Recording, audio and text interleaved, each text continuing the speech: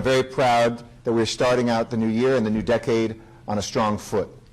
As we recall just a few years ago, even though numbers were still overwhelmingly historically low, we saw a troubling trend of crime beginning to increase.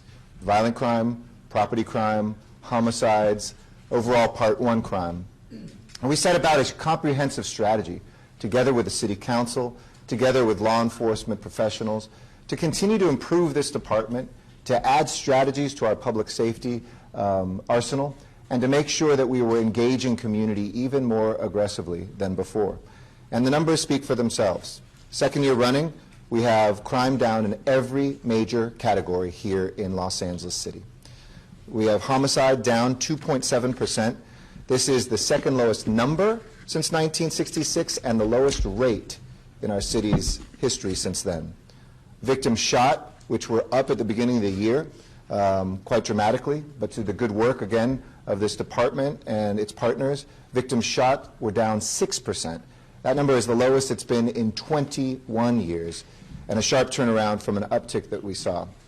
Property crime, something that I've asked this chief to focus on and something that I think all of us know anecdotally through people that we still experience too much in this city, was down 7.4%. And total gang crime, which is already at historic lows, went down a further 6.3%. And I should also mention that for the second year running, we've seen decreases in gang-related violent crime. In 2 years, it's dropped a whopping 14.4%. And I do believe that this is also the direct result of the expansion of our GRID programming, the prevention and intervention strategies of that amazing team. And then there's the number that we want to see go up, and that's the number of illegal firearms that we continue to take off of our streets. Nearly 7,000, more than 500 up from 2018. And all these crime stats, which Chief Moore will share in greater detail in a moment, illustrate a few fundamental facts about this department. One, that LAPD is always looking ahead. I think we're the first to admit that we're not a perfect department. You can read the headlines and see that any large organization struggles to continue to be better and better. But this is a department that looks at itself in the mirror and always asks not why, but why not? About new strategies, about engaging community, about approaches to technologies, tools, and to the people that they serve and protect here. And this department's commitment to relationship-based policing, I believe, is the strongest in this nation. When people know and trust officers who serve them, it makes the goals that they share, the neighborhoods that would be free of gunshots and violence and crime, easier to reach together. I'll say more on these 2 points, but first I want to mention a significant point about the numbers here today. These are better crime statistics than we've seen in decades. And I said that for the first time last year, but it's true again this year. The city's homicide rate is its lowest, as I mentioned, since 1962. And since our peak in 1992, we've seen homicides drop by 77% here in Los Angeles. I've always said you can't point out those that are living because of what we've done. We can only point to the statistics of who we lose. But there are young men and young women who have grown up in this city because their lives weren't taken from them, who are now raising families, graduating from high school and college, who are beginning careers, who are investing in our city. You see, when crime goes down, it's not just good statistically. It's not just a life saved, but it's a life that we put and we invest in the fabric of this city. And that's what I want to turn to, how we've achieved this progress and this department's constant focus on improvement and innovation. First of all, it starts with people. We talk about a department, but this is really comprised of flesh and blood, men and women who take that crazy leap to become the protectors and guardians of our city. It's not for everybody, but those who do it do come from a different class of people. Folks who want to engage, who are social workers, who are guardians, who do see people at their worst moments and do get to celebrate them at their best moments. They come from the neighborhoods, speak the languages, understand the experience of the people they serve. And we want to continue targeting that, because while we have an extremely representative department, we think we can go even further. We want to continue to recruit and retain officers from around the city. If you're a young person thinking about what you want to do with your life, we want you to work for LAPD. Our ACOP program, which is our Associate Community Officer program, allows folks who have been cadets to then work while you're in college or getting through grad school to be able to come and be an employee of the department and go to the top of the list. We've reached out to churches and asked pastors from African American community to make sure that we have cadets coming from that community. We've set some amazing goals, and you're going to hear from the president of our police commission, Eileen Decker, to continue upping the number of women police officers as well. This last year, the number of African Americans who tested to join the police academy was up 52% from 2018. Women made up 23% of police academy graduates in 2019, surpassing the goal of 20% that we set for the department. And every officer, male, female, no matter what their ethnic background, is prepared to fulfill the principles of 21st century policing. In fact, LAPD is one of the largest departments in the country to train all of its officers on tactics to de-escalate incidents, to use non-lethal force, and implicit bias. These are critical skills to being a good officer, and they are necessary for us to have a truly safe city. And I'm very proud to say that officer-involved shootings are down 20% from 2018, 40% since 2017. Again, this fits the trend that we're seeing of a number that is the lowest it's been in years. In fact, since we've tracked this for 30 years, this was the lowest number of officer-involved shootings in that period of time. Along with training, the department is adopting new non-lethal technology, part of a larger effort for LAPD to modernize, to streamline everything from dispatch to police reporting. And this year, and the chief will speak about this, we're really focusing on technology. In the past, it was all about, tell me how many police officers you have. Let's fixate on a number and get to 8,000, 9,000, 10,000. We all know the most important number is the number of hours that police are spending patrolling and protecting, not filling out reports and not doing other things. And so we're very proud that 1.3 million hours more of patrol has been added just since 2016, each year now, to this department. This technology advance also spares LAPD from purchasing thousands of new computers. We're testing using phones with docking stations, so you can just have a screen and actually do the work right on your phone and not have to worry about computers getting old. It keeps officers from needing to re-enter data collected on their phones and get them back on patrol much more quickly.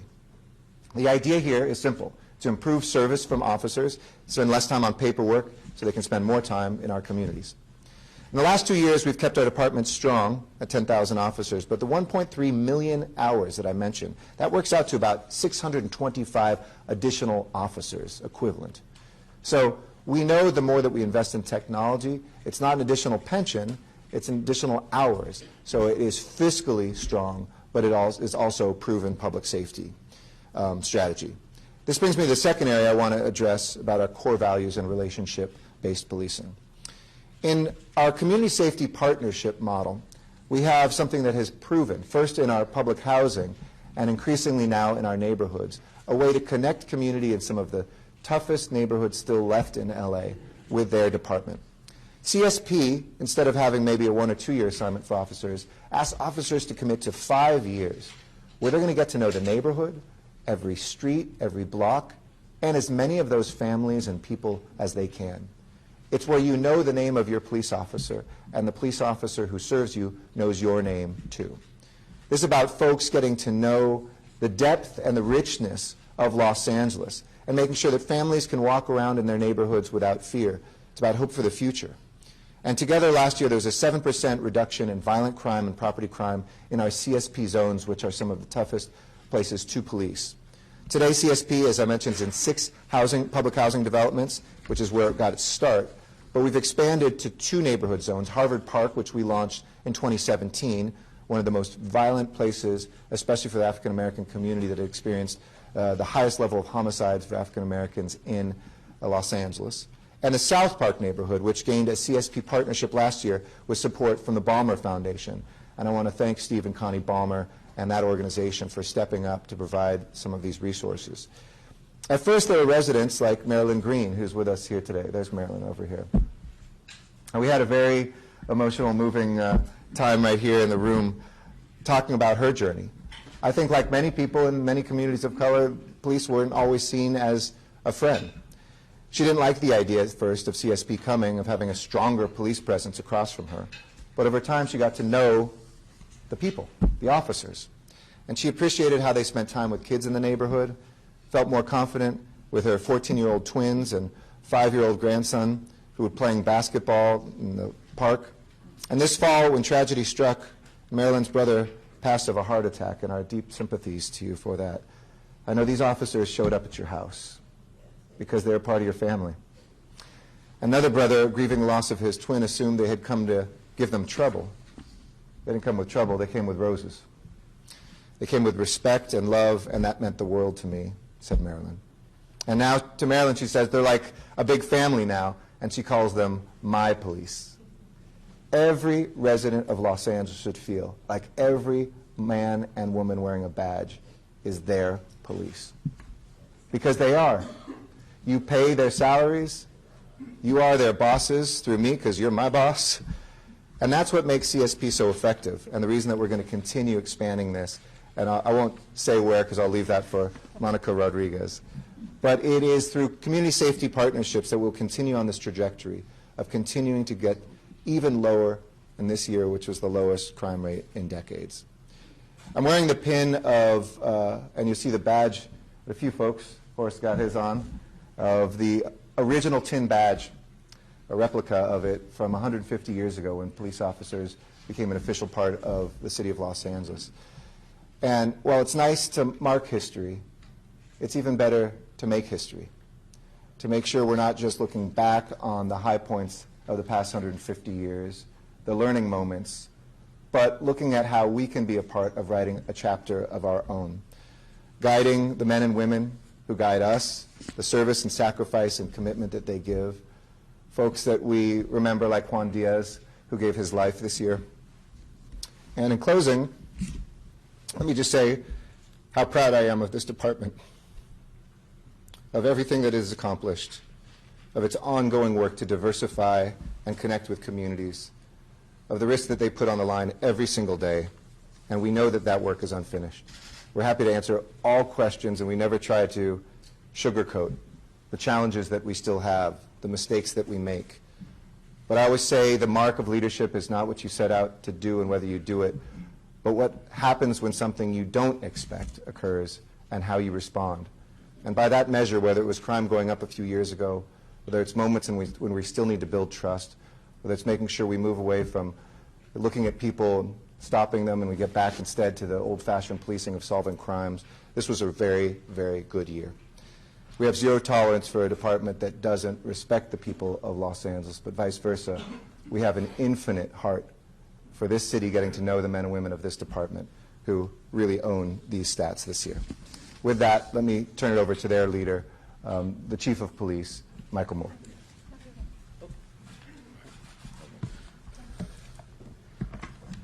Thank you, Mayor, and good morning to everyone. I echo his remarks in welcoming Chair of Public Safety, Councilwoman Monica Rodriguez. Her leadership on that committee, her leadership within the City Council is of paramount importance to us in ensuring that the resources are there for us, that the leadership and guidance of the Mayor is supported by the full Council. I'm also joined today by and our leader, the President of the Board of Police Commissioners, Ms. Eileen Decker. And Ms. Decker, thank you for being here and for remarks that you'll make shortly.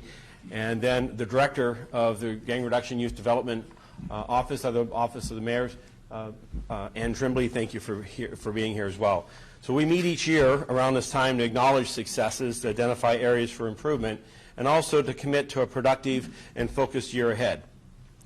And while this work is largely measured by figures and trends, what we can never forget is that behind every stat, every fraction is a human life, is a person.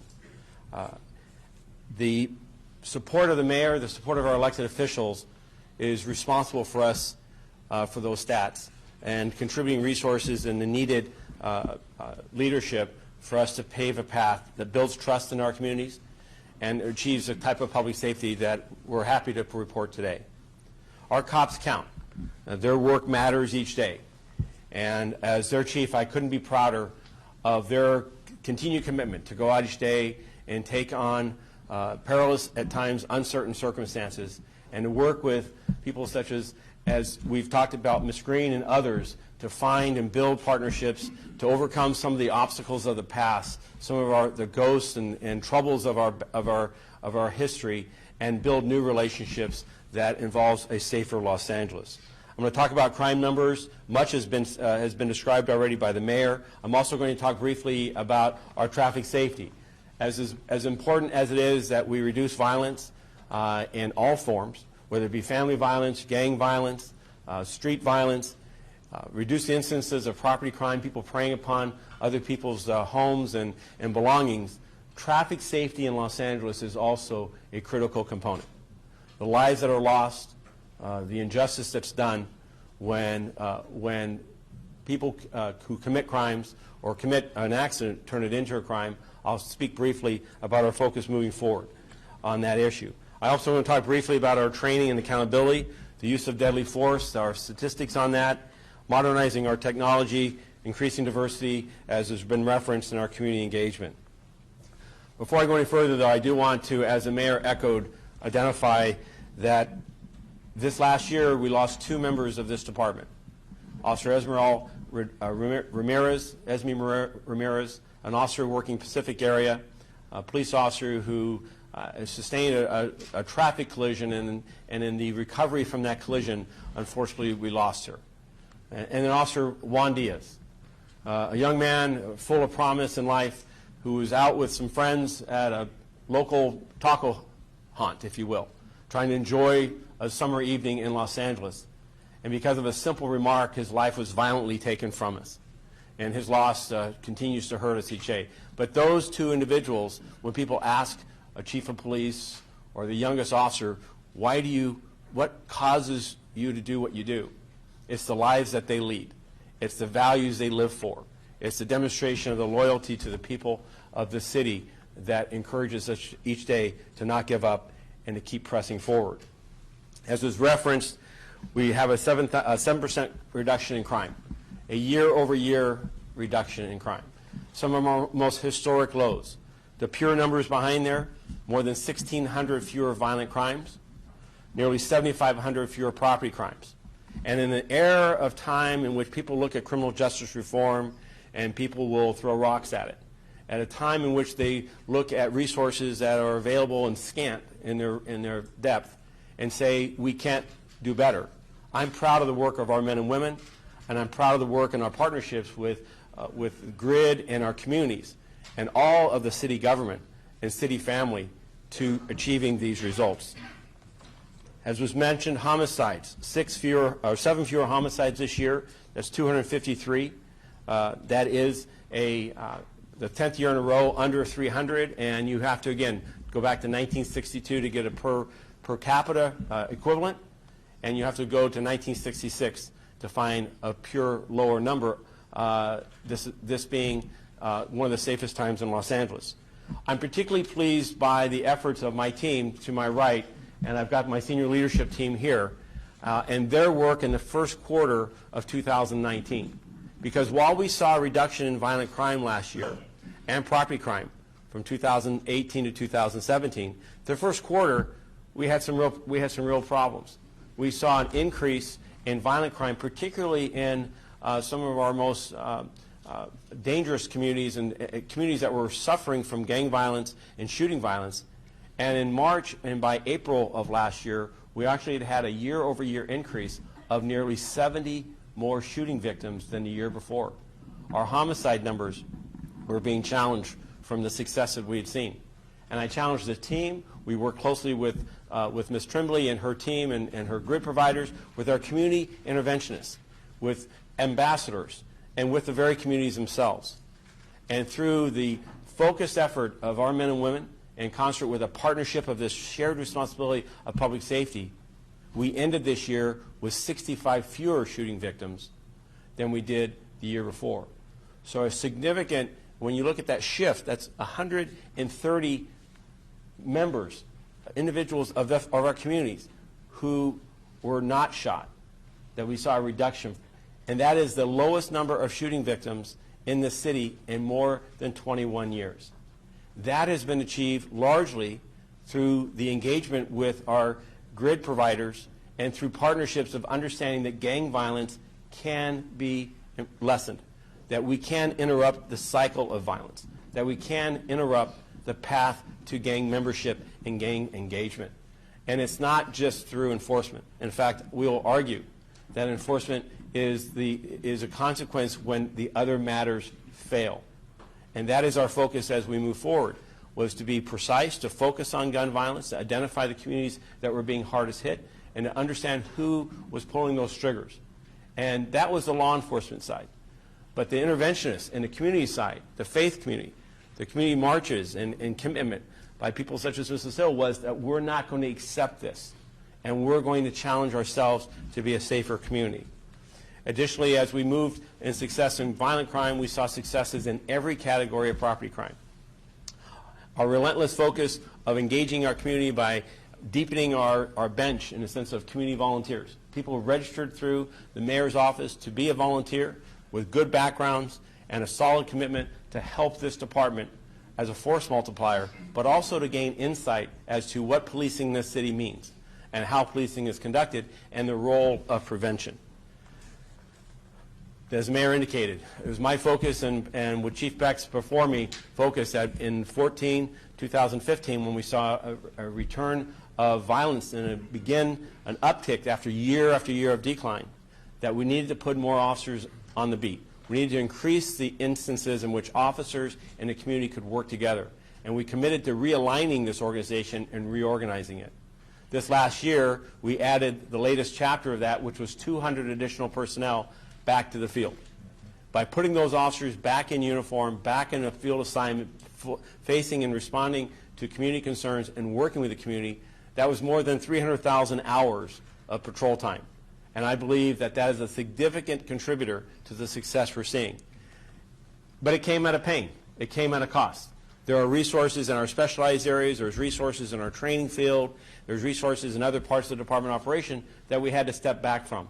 And I appreciate and respect the patience of our community in recognizing that as a department that is as tightly deployed as we are, that this prioritization of the field work was critical and that those other matters needed to be put in a proper order and may not have the emphasis they had before. What was also critical with my appointment to this position was recognizing that for far too long we had become too reliant on people and not paying enough attention to our technology that could amplify the value of our officers' time in the field. And so our focus this last year has been working with our elected officials and the Police Foundation to identify that the next growth for this department is in the area of modernizing our technology. And that includes keeping the lights on. So while we wait, I think we're lit up here. You guys okay? You still on? Your mics are on? So I'll talk more about that technology initiative in a moment. But until that dramatic pause. Kind of like Oscar music. You know? But before I move into the initiatives of those other aspects of Department of Operations, it was that focus of adding more officers to the field that I believe was our critical component, focusing on gun violence and focusing on where gun violence was occurring, and working with our U.S. Attorney Hanna, with our District Attorney Jackie Lacey, and focusing on those individuals who we identify as being involved in gun violence, is holding them accountable, is prosecuting them aggressively.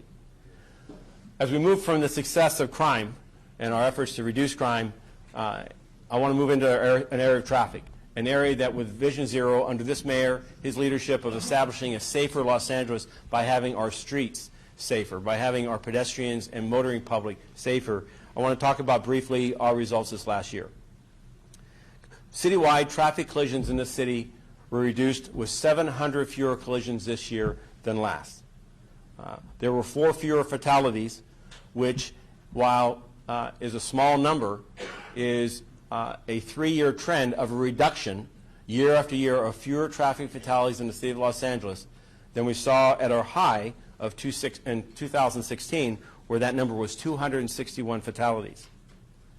An area of focus for us, though, as I mentioned at an earlier press conference a couple weeks ago with the leadership from our Traffic Bureau and with all of the commitment from operations as well, is to focus on our hit-and-run fatals.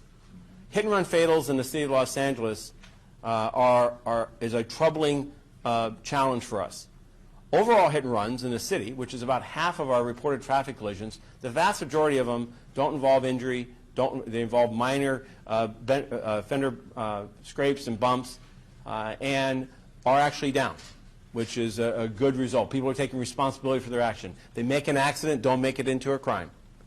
But an area that we are certainly challenged on is that when accidents do result in a serious injury or a fatality and the person decides to flee, the instances of that has been on the increase. And it has also impacted pedestrians, primarily as the area of increase. And in South Los Angeles, coming 2020, it's going to be an even added more focus by LAPD. Because in South Los Angeles, that's the highest instances of hit and run fatals and the highest level of increase. And our ability to solve those crimes and bring justice to those families of those victims, we need to do a better job of. We also need the public's help and awareness that when people ask what's contributing to this, I believe it's distracted driving, texting while driving, impairment, whether it be by alcohol or cannabis or other substances, and then collisions occur and people flee. So I need defensive driving. I need defensive walking. We need an education and outreach with our community, and we look forward to working with community advocates to inform the public that you may be in a crosswalk and you may be perfectly legal and have the right of way. But that doesn't stop a speeding car that's paying attention to a text message rather than the roadway. In regards to other initiatives, this is an organization, as the mayor indicated, 13,000 plus individuals. We recognize the criticality of public safety, and it is about fighting crime and making for safer communities. But how that is done is not just simply a man or woman on a black and white. There are the systems, the organization, the makeup of this great institution requires commitments in our training, requires commitments in our recruitment efforts. It requires commitment to our accountability systems. This last year, we've continued to place a heavy emphasis on procedural justice and constitutional policing, whether it be in the basic recruit academy or revising our in-service training with our field training officers and our supervisors. We are committed to ensuring that our officers are engaged in the best practices and that their interactions with the person on the street is, in the most simplest terms, done in a respectful fashion. What I think every Angelino has the right to expect is that when a police officer has contact with them, that they're treated with dignity and with respect and a courtesy that should be common amongst all of us. I'm proud of the training and the work that's gone to insist upon officers who at times can see some of the harshest things in our communities that can become hardened and the corrosiveness of angry encounters, and them being the symbol of government and the focus of people's anger and assault. But we remind them of why they are here, that they're, as lions, here to help and protect and to serve, and that they are the key element of, and the most visible element of government. And so I'm proud of the training and the investment by Dr. Pinnell, by Deputy Chief Baeza, by every man and woman and the training staff that remind our officers of that. But in 2019, I'm also proud of the work of us increasing the use of technology and our systems to increase accountability. We capture more than 14,000 videos a day. Initiative, a body-worn camera video initiative that was brought by this mayor, supported in part by the foundation, and certainly a financial investment by the full council to afford every uniformed officer in the field to have a body-worn video. And that body-worn video camera capturing moments of interactions, and it allows us, when arrests or critical incidents occur, for us to review and have more information about what happened. But in 2019, we also realized there were thousands of instances in which there was no enforcement or there was no arrest. And how are we looking at that body of work to understand when officers are doing their actions correctly and respectfully and when they fall short? I'm proud of the partnership, in a sense, that we have with the Office of Inspector General, which a year ago looked at that very subject involving Metro and gang officers, and found that for the most part, 90+%, the actions of the gang officers was lawful, appropriate, respectful, and met our high standards. But there were gaps. None of them involving criminality, none of them involving misconduct, but all of them in those 6 or 7 instances involving opportunities for us to restate and enforce and ensure that people understood our expectations. So we learned from that as a department, and I'm proud to say that we did the groundwork this last year so that starting this month, each of our gang units, each of our metropolitan squads will have supervisors picking videos that occur each month and auditing those, looking at those encounters. We do that already with arrests and with critical instances. But for 2020, we're going to invest in that time and energy to identify again if there's any outliers, if there's anybody who's involved in this work that poses a danger of breaking the trust that the public gives this badge and this uniform. Additionally, as we move across the organization, the mayor has already spoken about our focus on deadly force and the use of deadly force and how do we reduce those instances.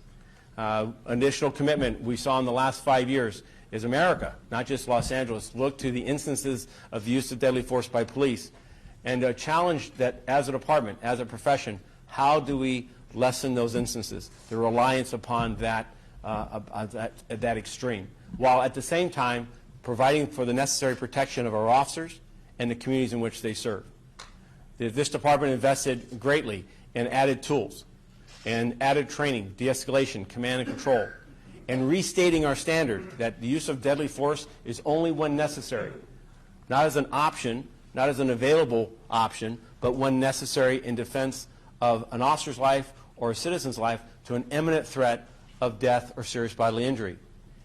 That has required a great deal of training and reinforcement and investment in each of our personnel, but also added resources and equipment to this department.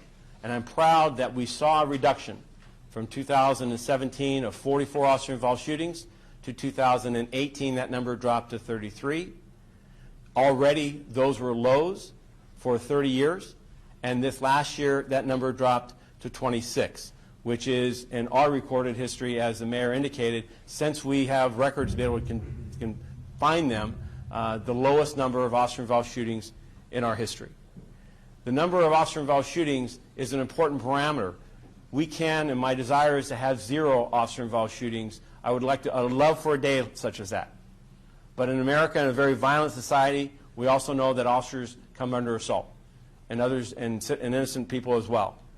How we resolve those situations is our commitment to do so as in our best possible fashion, with the best possible tools, which we're adding, again, additional tools this year, and at the same time affording the officer the confidence that he or she will always have the ability to defend themselves, and as well as the innocence of others that are around them. As we move from the use of deadly force, I want to move into diversity. It's been, again, referenced, so I'm somewhat of a person that ends up repeating a certain amount of this. I appreciate your patience. But with my appointment, I talked about the importance of us improving the levels of our diversity. And we were focused on 3 major areas. Women, who are members of our police officers and who go out and work in the field, African Americans, men and women, and Asian Pacific Islanders. We focus on those 3 areas because while we're leaders in law enforcement across this country and our representation and being reflective, and many times more reflective than the resident population of our communities, particularly in the African American and Asian Pacific Islander representation, we know that we can do better. That we need to have, if there's an area to have an over-representation, is that we be more reflective of those communities. And the reason why is because each of those communities have had organically, as a result of history involving law enforcement in America, a certain level of distrust, a certain amount of a cultural belief that law enforcement does not treat them fairly or with respect. Whether it be women, African Americans, Asian Pacific Islanders, each of those communities have suffered at times from policing that, while being responsive to our elected officials and the government at the time, were not reflective of our constitutional values. So we're in the process of still undoing that. And building trust requires us to acknowledge that, but also invest in those very same communities as members of our organization to ensure that our perspective and understanding how we're performing in our policing is representative. I've challenged Assistant Chief Gramala and Deputy Chief Baiza and their team to invest in strategies that allow us to attract and find suitable and qualified candidates in each of those groups. I'm proud of the work that they have brokered with the personnel department to ensure that our marketing, that our recruitment processes are fair, that they're timely, and that we let each of those communities know we're hiring and we need you on board. I'm looking forward as we are beginning to see success in each of those communities as far as attracting additional personnel, as the mayor referenced, that we're also engaging in this month a marketing campaign supported by this council, this mayor, and by the Police Foundation that's going to allow us to intensively focus on those three groups to make young people who are looking for great opportunities, a great paying job, good benefits, and an ability to make, most importantly, a difference in people's lives, that we're hiring. And I look forward, as 2020 moves forward, that our academy classes garner representation to the goal of half of that academy class being women, to a point where 20% of our academy classes are African American men and women, and that as an Asian Pacific Islander, that group is 10–15%. So those are numeric goals that we will hire every qualified person, regardless of the race, gender, sexual identity, or orientation. It's an even playing field. But we do need to focus on communities that historically have had challenges of whether they were welcomed at the table and whether they would be given a fair chance and a fair shake. And my commitment as chief with this leadership team is that today is the day. Make this investment in us, and we will make that investment in you. As we move through this, the last area I want to talk about is technology. As I've referenced before, we've had an effort to keep, during some of the most troubling fiscal challenges of this organization, we had the challenge of maintaining staffing. We lost more than 800 civilian personnel during the worst economic recession in this city's history. And this city, I'm proud, of our elected officials maintaining our sworn staffing and curtailing and minimizing as much as possible even our civilian side.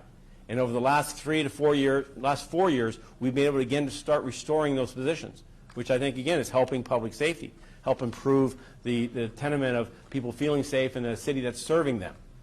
But in the midst of that, there was a needed sacrifice of maintaining existing legacy systems rather than keeping up with the modernization, with the increases in technology that local law enforcement can capitalize on.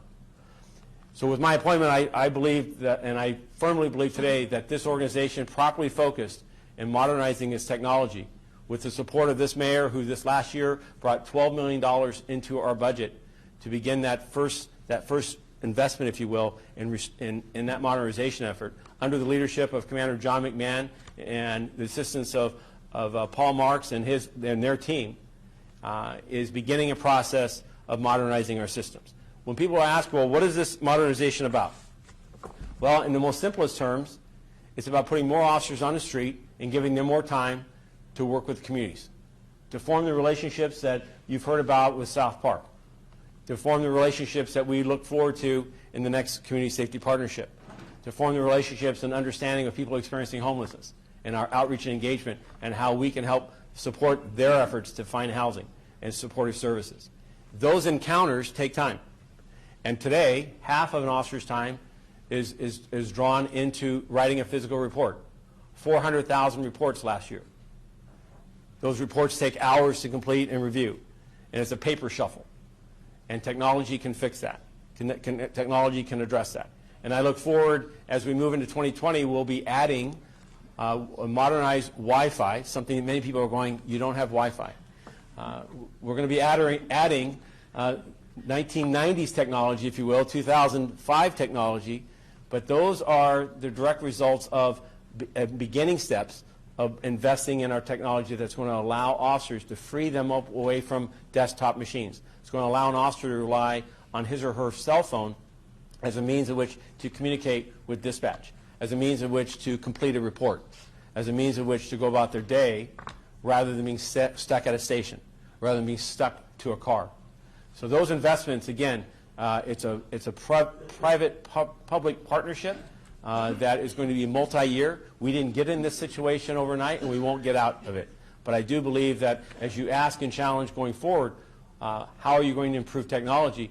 Part of it's brick and mortar of new equipment, of upgrading equipment from the past, and a portion of it is also offloading things that officers are doing.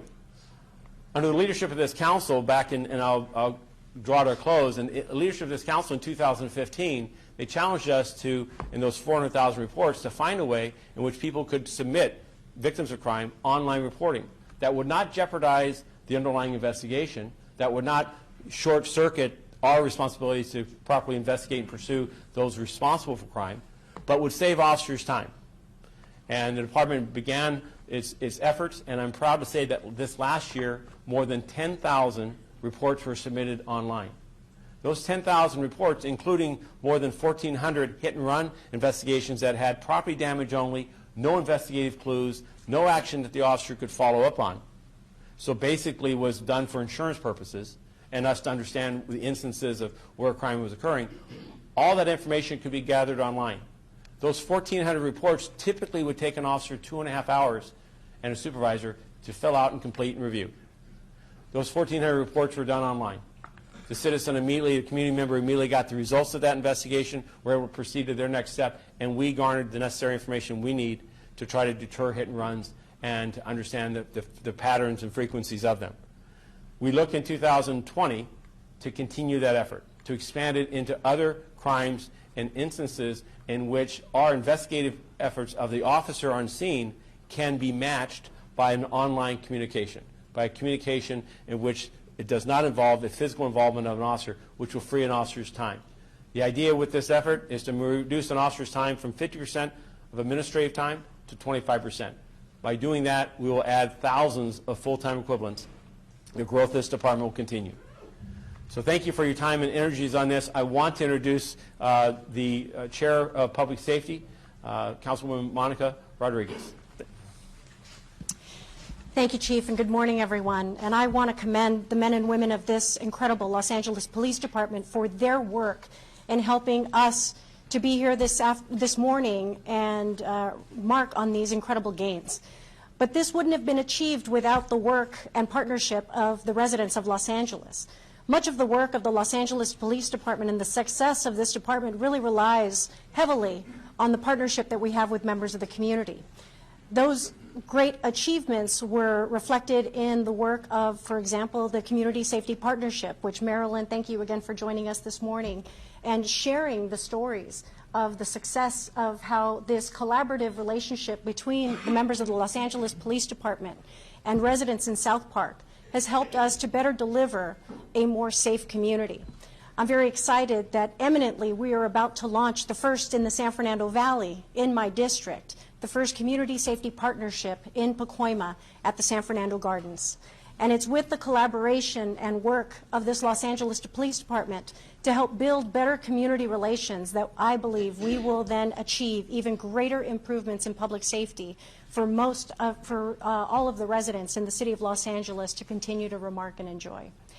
As the Chief mentioned, the importance in the investments that we make in technology, providing our officers with the 21st century technology tools for them to have greater efficacy in their community policing efforts are paramount for us to not just put more bodies on the street, more officers on the street to help build those relationships with members of the community, but it's to also enable more residents in Los Angeles to better access and help us identify where we are seeing growing trends.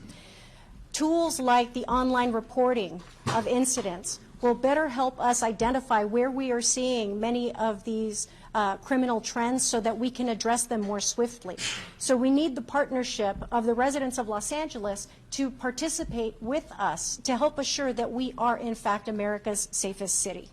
So I want to thank the residents of Los Angeles for their partnership in helping us to achieve these milestones. I think they're incredible. They're an incredible start for this new decade.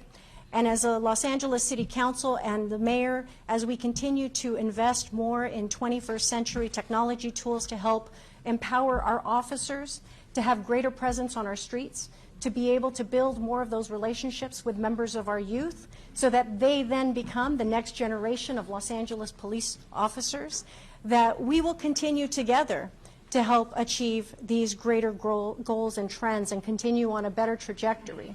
I also want to thank, I know, Anne Tremblay is here with the GRID office. I'm very proud that on the Los Angeles City Council we are endeavoring to have a conversation around how we invest in our youth so that together we can make greater strides in helping to reduce those youth that become gang affiliated so that we can continue to invest in more productive manners and not have to worry on the intervention side, but that we are more proactively investing more thoughtfully in our youth so that we can keep them off of the streets and into more productive activities. And as we continue to look at more opportunities to leverage not just putting more officers and technology on the streets, I want to thank all the other departments in the city of Los Angeles that have helped us achieve some critical success when it comes to the enforcement efforts on illegal cannabis retails and grow shops. One of the alternatives that we looked at, we can continue to invest in the same amounts of policing, but we have to look at what alternate tools we can provide to help assure that we will get these gains going forward. And I want to thank the Department of Water and Power, the Department of Building and Safety, and the Los Angeles Fire Department for their help in creating a task force that has allowed us to increase our success in closing down illegal cannabis operations, helping to seize millions of dollars worth of cannabis products, guns, and a lot of the imminent threats of public safety and health, what these retailers are creating in some of our most vulnerable communities. So I want to thank the collaboration of not just the Los Angeles Police Department, but the other departments that were instrumental in coming together to help us solve some of the most critical public safety issues that we are facing in this city, and that we get ahead of them going forward. So again, my thanks to the incredible men and women of this Los Angeles Police Department for their partnership, but most importantly, I want to thank the residents of Los Angeles for their partnership in making sure that we are providing timely and more productive engagement with our police department to assure that we can continue the trajectory of these incredible gains. Thank you very much. Thanks so much, Chair Rodriguez. Thank you for your continued partnership in all of this. Next, Eileen Decker, who was a former deputy mayor in my predecessor's administration, my administration on public safety, our United States attorney here in the Southern District, now is, as a citizen, the chair of, the president, excuse me, of the Los Angeles Police Commission, direct boss of this department. Thank you for your great work, and we'd like to hear from you as well. Thank you. Thank you, Mr. Mayor. Good morning, everyone. On behalf of the Board of Police Commissioners, I'm pleased to be here today as all of these statistics are announced to you. I'd like to thank the mayor for his leadership as well as the City Council for their commitment to providing this department the resources that are needed to do a very complex job in today's policing world.